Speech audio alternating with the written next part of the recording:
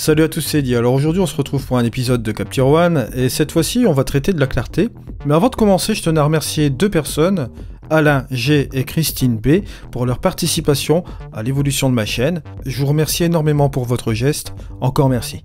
La clarté, bon, qui est vraiment très simple, vous avez deux curseurs qui sont juste en dessous, qui vont interagir selon les différents modes que vous allez voir ici. Vous avez un curseur donc de clarté et un curseur de structure.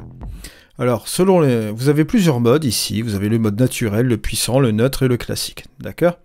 On va garder le naturel pour cet exemple-ci. Ici, j'ai fait un zoom, d'accord, sur cette image. Avec la clarté, on va interagir plutôt sur un contraste dans les tons moyens.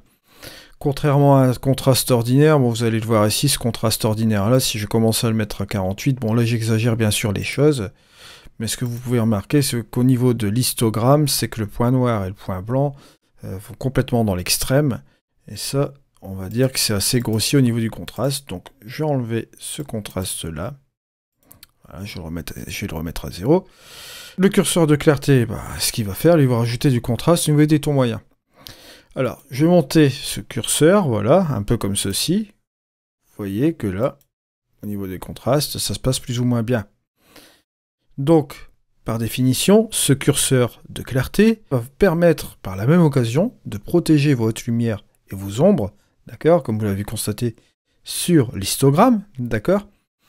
Et ça peut vous donner aussi une petite aide quand vous avez de la diffraction au niveau de votre lens, c'est-à-dire quand vous faites une photo à prise de vue, que vous avez malheureusement fermé un petit peu trop l'ouverture, ça peut vous aider un peu à rattraper. Bon, bien sûr, l'idéal, c'est d'utiliser une ouverture correcte au niveau de votre lens, mais là, bon, sachez que cette fonction-là peut quand même aider.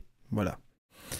Vous avez ce deuxième curseur qui va vous aider également à ramener du détail, également au niveau de votre image, comme vous le voyez ici. Ça va un petit peu renforcer en même temps, par la même occasion, un petit peu plus de netteté. D'accord?